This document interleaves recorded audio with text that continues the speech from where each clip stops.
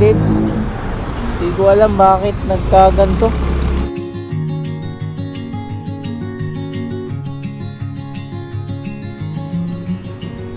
Yo, what's up mga boss? Good morning, good morning. So, welcome ulit sa ating panibagong vlog. Kailangan mo mga boss. Maaga tayo ngayon, maaga. Oras 8:41 ng umaga mga boss. 8:41, Martes. So, ano pa rin tayo, may pasok kasi anak ko ngayon. Susundo pa rin ako ng 11:30. Kaya hindi tayo pwedeng lumayo. Kasi pag alam nyo naman, pag priority booking, napupunta tayo sa malalayo, di ba? Kasi kung saan may priority, doon tayo. So, mangyayari nito, kukuha muna ako ng mga regular lang na malalapit. Pero may nakuha akong booking ngayon, Bagbag going to Valenzuela, balikan siya mga boss. Kaya hindi ako worry dito sa booking na to, hindi tayo mapapalayo. Tapos meron siyang priority na 40 pesos. So nagchat na yung client mga boss, sabi niya priority yung booking ko, nagmamadali ako, pakibilisan daw sana. So pareho kami nagmamadali.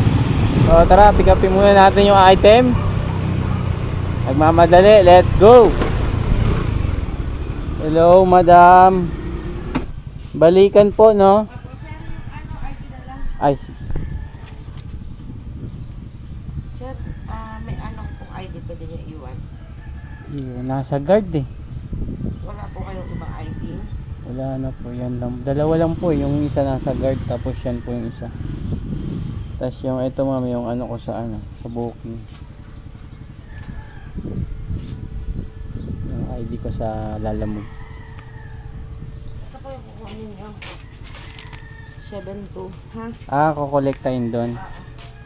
Yan, ano na ako ha? Dagdagan na lang kita, tingnan mo 200 lang yan. Pero may dagdag, diba? Parang 260 yata bibigay ko sa'yo. Sige po, rush ko na lang ma'am. Mga wire yan ma'am. Deliver din agad sir ha? Diretso Sige na po, doon. opo. Mamadali. Na, may ano sir, malapit lang sa Fatima, sa may Pizza Hut. Nakita niyo sir yung note doon mismo. Pero sakto naman yung pin po. Opo, Sige po. hanapin niyo lang po yung note. Sige po, sige po.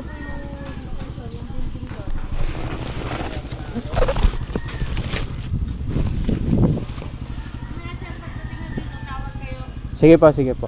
Salamat. All goods mga boss. Item pick up for today's video. For today's today. Pick up tayo. Rush to rush. Chip. Thank you, Chip. Babalik pa ako, balikan eh. Sige, Chip. Goods to mga boss. Kahit rush goods naman. Bagbag to Valenzuela, 8 kilometers lang. Ayun oh. Ay 7.8 na lang. Bali may sisingilin tayo doon mga boss na 7,200 mga boss sa client. Kaya tayo babalik ulit dito. Tapos ang delivery fee nito mga boss ay goods na goods pa rin. Naka-priority ito. Tapos 234 yung delivery fee. Tapos meron na yan plus 40. Tapos gagawin na raw 260 ni ma'am. Bilisan ko lang daw. No worry. Ano tayo dyan sa pabilisan. Basta mabilis din ang kita, mabilis din tayo. Ganun lang yun eh. Bawi-bawi lang. Sabi yung ano ngayon, maaga pa lang, tirik na yung araw. Ibig sabihin, talagang maganda ang panahon ngayon. Mukhang papaldo tayo ngayon. Tara, samahan nyo ako sa biyahe. Go! Yeah! Let's go! Woo! Ito kayo.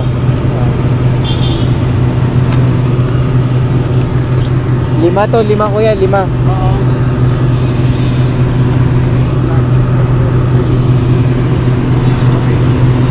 Bakit mo na dito, bayaran ko na kita, no? Sige.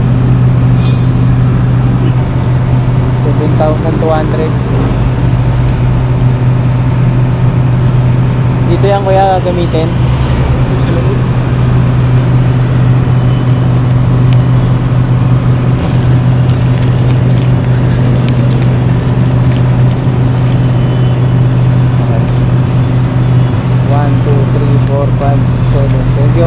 picture ko lang kuya. Para alam ni ma'am. Thank you. Salamat. Okay na mga boss. Item drop na. Tapos balik tayo ulit doon. Hindi na natin ito sasabayan na pabalik kasi rush to rush. Inakaw daw pala yung mga wire nila dyan sa pagawaan. Pabalik natin mga boss, 7.6 kilometers. Tara. Let's go.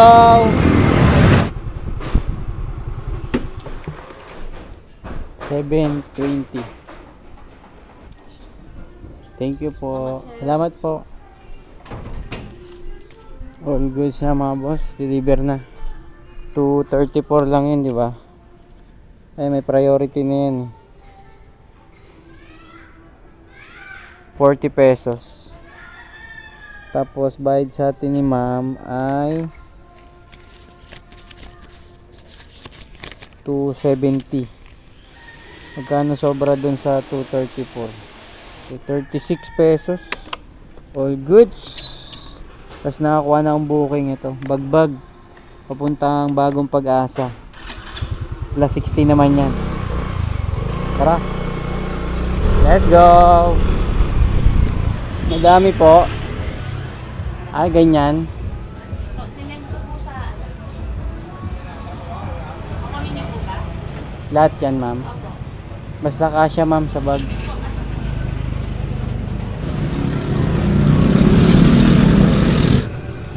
Hindi ka mabutas, kuya? Hindi, nakatatlong ano yan. Ah. Bali, ilang ganyan? 4? Okay na, ma'am, yung isa. Para mabilis. Fresh buko. Pwede yan patungan, sir. Pagpatungin.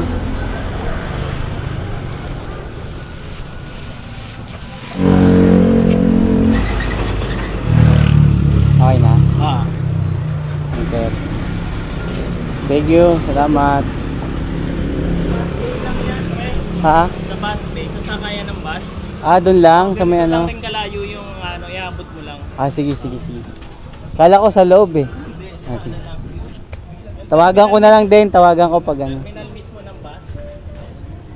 Sa pilahan siya. Oo. Tapos Buko Bus Bay yung ano, pangalan. 130. Tara. All goods na. Bagbag to SM. Doon lang sa may ano to, sa may labas, sa may Buko Bus Bay, sa may terminal. Iabot-abot lang natin doon. Tapos 130 yun mga boss eh. May tip yun na ano, may priority fee yun na 60 pesos. Dapat sana hindi ko kukunin kaso nakita ko biglang nag-flash. So binira ko na. Di ba? Sa mga ganyan mga flash, kukunin natin. Buti na nga lang nakuha ko pa eh.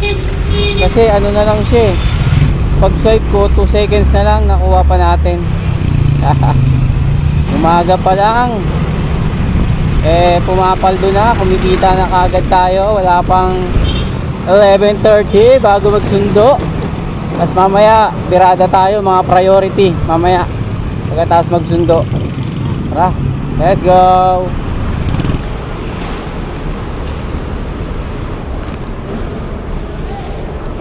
Madami to.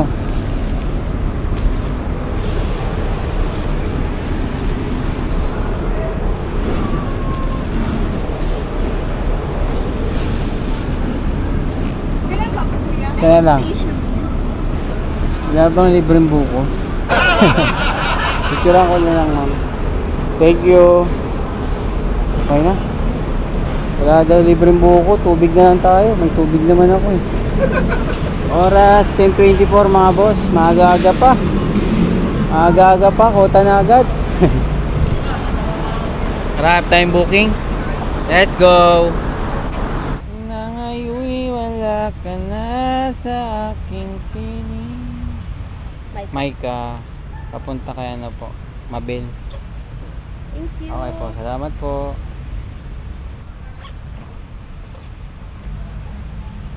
Okay na mga boss, item pickup. Ano lang yan, 1.9 kilometers. Tapos bayad sa atin dyan, 108. Kasi may priority yan mga boss na 40 tapos naka ano pa yan. Priority paid by wallet. Tara. Let's go. Mabel ma'am. Tira ko lang dito ma'am. Salamat. Thank you. Okay na mga boss. Drop na. Woo! 10:47 mga boss. Siguro okay na muna to. Sundo muna ako para maaga-aga naman ako doon mag-abang. Kasi minsan nalilate ako eh. Nagagalit yung anak ko pag wala ako ron eh, paglabas. So, sundo muna tayo. Tapos, tapos magsundo, break time, kain, tapos balik. So, kahit sana tayo, mga regular na bibiray natin mamaya. Or abono. Pero yung hindi masyadong malaki para iwas scam. Iwas scam, iwas abala. Diba? Yun naman yun eh. Kasi seller, legit naman ang seller. Kaso nga lang, yung umorder, yun yung nang-i-scam. So, abala, syempre, ganun na mangyayari nun. So, balta ko lang kayo mga boss. Yeah, let's go!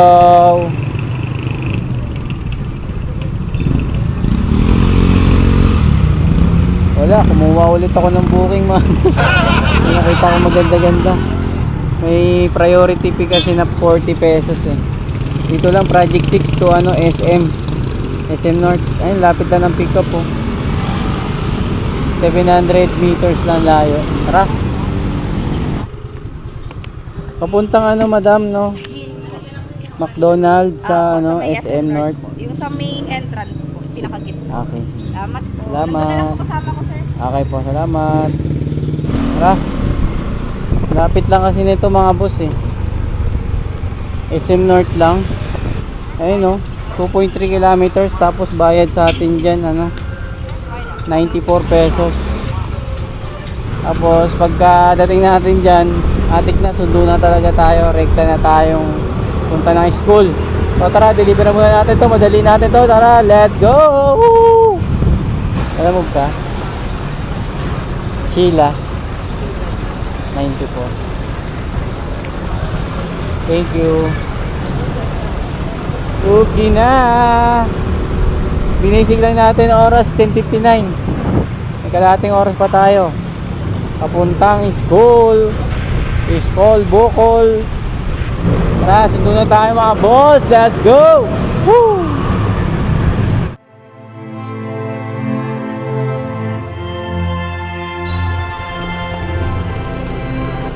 Yo, what's up mga boss? Grabe, di ko alam bakit nagkaganto. Sobrang pag-iingat ko dito sobrang pag-iingat, pagmamahal sa trabaho ginagawa ko dito kay Lalamove. Paano na ako nito? Paano na yung kikitain ko nito araw-araw at nagde-December pa naman? Bakit ngayon? Anong dahilan? So mga boss, ang nangyari sa akin ay suspend yung account ko. Hindi ko alam bakit. Ayun pakita ko sa inyo yung account ko. Ang ganda ng rating nito, tapos magiging ganito. Ayun binuksan ko na. Ayun your account is suspended, nakalagay dito. Ayun account is suspended. Your account is suspended. Ayun suspended. Hindi ko alam bakit nagkaganto. Malalaman natin to mga boss. Pupunta ako ngayon ng office sa Lalamove dito sa may 518C A Bonifacio Avenue, San Jose, Quezon City. So dito natin malalaman. Sana pwede dito na masagot yung mga tanong natin about dito sa nangyari sa account ko. Sana hindi na sa Pitik, sa Paranaque kasi malayo-layo eh. So hindi ko alam, diba, nagsundo ko. Ang ganda ng biyahe ko kanina eh. Posible naman may magreklamo sa akin dun. Lahat quality, wala man lang bakas na pwede tayong reklamo. Tapos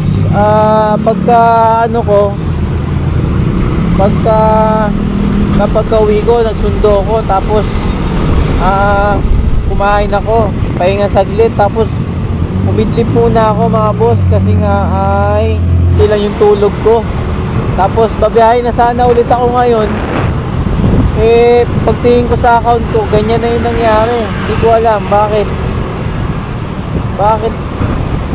ginawa sa atin yun. Siguro may malaman natin mamaya kung anong problema sa office, kung may tanong tayo kung bakit nagkaganyan. Sana masagot, kasi grabe yung binigay ko na effort sa platform na to.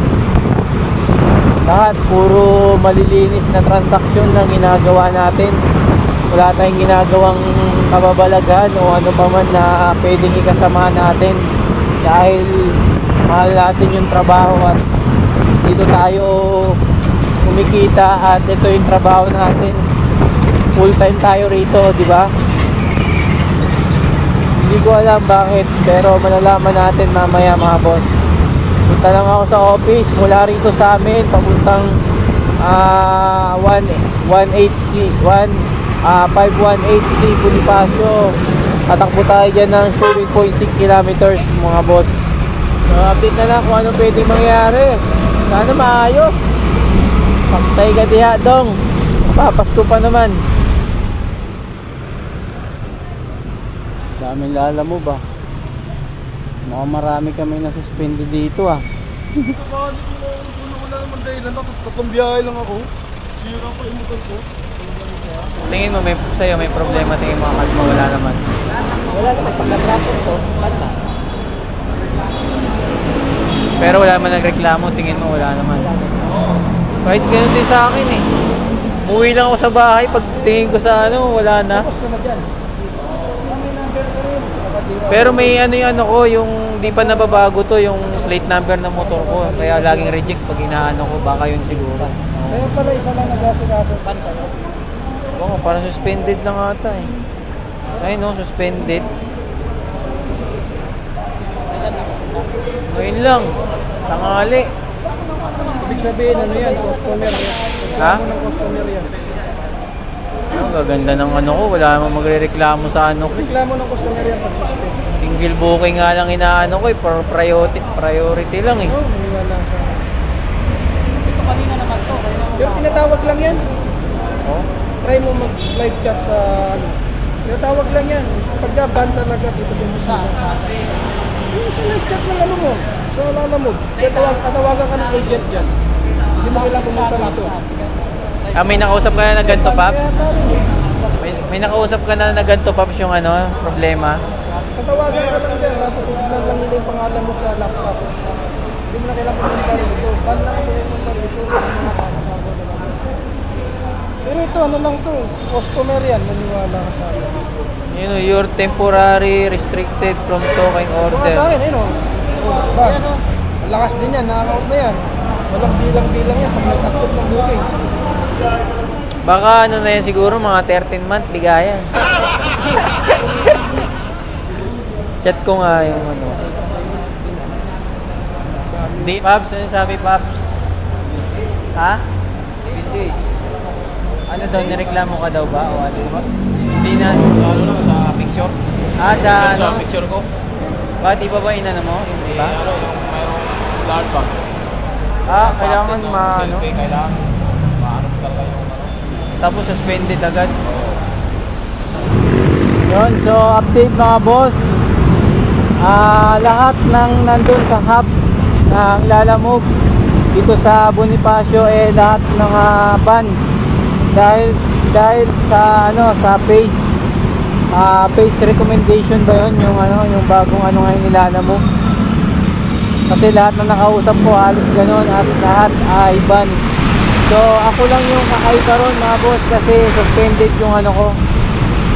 Ngayon nangyari, bali nag-chat support na lang ako. may nagreklamo pala sa akin. Ito yung message sa akin ng chat support na ang aking account daw ay pansamantalang suspended dahil sa reklamong natanggap mula sa kliyente. Kaya hindi ko alam kung sinong pwedeng magreklamo sa akin. Ang gaganda ng mga transaksyon ko, di ba nga, halos single booking lang ako, bibihira nga ako mag double book sa sa priority. So hindi ko alam bakit nagkaganon. Hindi ko alam bakit nareklamo ako, mga boss. Kasi ang ganda ng mga transaksyon ko, ang smooth lang eh. Yun yung pwedeng tingin ko na dahilan kung bakit ako na-suspend. Kasi base nga sa pinag-usapan namin ng agent ni Lalamove, may nagreklamo nga sa akin na kliyente. So yun lang yung basihan ko na pwedeng nagka-problema tayo. So mangyayari nito, base sa mga nakausap ko ron, pag suspended daw 3 days daw ang itatagal. Pero sana 3 days lang. Wag naman sana umabot ng 7 days kasi nga ito yung pangkabuhayan ko, di ba? Full time ako rito eh. Kaya nga ingat na ingat ako dito sa bawat pagdi-deliver ko na hindi tayo magpo-problema sa mga client at hindi tayo reklamo. Kaya sana 3 days lang. Dahil pag wala tayong nito, walang income tayo nito na papasok sa atin. Magpapasko pa naman, kailangan natin na makaipon. Dahil may rin kami, may plano rin kami next year na mangyayari, mga boss. Pero ayan, kumbaga pagsubok lang yan sa atin Lord. Sana may balik agad ng mabilis yung account natin at makapagbiyahe na. Sayang din yung bawat araw nakita natin, di ba? May nakausap nga ako ron, si tatay na naglalaalamove. Sabi niya napakalaking bagay ng kinikita niya kay Lalamove kasi nga yung kinikita niya ron is pang maintenance niya sa gamot niya kasi nagme-maintenance na nga si tatay. So, di ba? Tapos ganito yung mangyayari sa atin. Ang daming na ban, mga boss. Dun sa pinuntahan ko dyan sa may 518C sa A. Bonifacio. Paano pa sa ibang hub, sa PTEX, sigurado madami din dyan. Sa group, marami na rin ang nasuspende. Kaya hindi natin alam. Ang pinakamarami yung yung sa facial recognition, yung muka. Na yung iba may nakamas, yung iba naman abonet, may iba naman daw. Maraming borloloy o kaya mga kwintas, sikaw or salamin. Kaya maselan. Kaya mga boss, kung kayo na mga Kalalamove natin na goods pa yung mga account, mas maganda na ito maging awareness din sa mga, para hindi rin kayo maabala. Iwasan nyo yung pag kayo nag-scan ng muka, madilim. Kailangan walang nakaano sa mukha nyo, kailangan malinis lahat, walang mga burloloy, face mask, bonnet, para tuloy-tuloy yung deliver nyo kay Lalamove. Kasi karamihan yan ganyan lahat na ban. Tapos 7 days daw mababalik yung account. Ngayon sa akin ay suspended. Sana maibalik agad. So mangyayari nito, mag-aantay ako ng tawag or message mula sa Lalamove na kung kailan tayo ino-notify para makabiyahe na ulit. Dahil hindi ako sanay na hindi po biyahe, mga boss. Ayoko ng ganito. Hindi ako sanay na hindi kikita ngayong araw or sa mga susunod na araw. Kasi di ba nga sabi ko, ito yung natin, kabuhayan, full time tayo rito kay Lalamove. Tapos ganito yung mangyayari. Hindi ko alam kung bakit nareklamo tayo ng client sa gaganda ng mga transaction natin. Tapos nirereklamo pa tayo. Siguro yung reklamo na to mabigat, mga boss. Hindi lang basta to. Hindi lang basta reklamo kasi ngayon lang nangyari sa akin itong ganito. So yun, mamimiss kong bumiyahe mga boss. Mamimiss kong bumiyahe kay Lalamove. So mangyayari nito pahinga na lang muna talaga mangyayari nito. Wala, may mga bagay talaga na hindi natin inaasahan, kaya kailangan maging ano lang tayo, positive lang sa lahat ng mga bagay na pwedeng mangyari. Payo ko sa inyo mga boss, iayos nyo pag magpe-facial kayo, facial recognition, tapos sana mareklamo sa client gaya ng sa akin nangyari, suspended sa facial, mahigpit, ban kaagad kasi karamihan na nandun, halos lahat ban mga boss sa hub. So hanggang dito na lang muna ang pagbablog natin sa pagbiyahe mga boss. Lagi kayo mag-iingat, importante pa rin ay safe tayong uuwi sa ating mga pamilya, maliit man o malaki. Minsan may darating na pagsubok, problema, pero lalampasan natin to. So hanggang dito na lang mga boss. Peace out. Yeah. Laban lang. Kay Daniel Talabla. Sana maayos. Ito marami kang pwedeng matutunan. Kay Daniel Talabla. Realidad sa kalsada ang mga eksena. Kay Daniel Talabla. Bawat biyahe may katupas na istorya. Kay Daniel Talabla. Ang mga discarding rider dito mo makikita. Usapang rider at mga diskarte. Always grind, bawal dito ang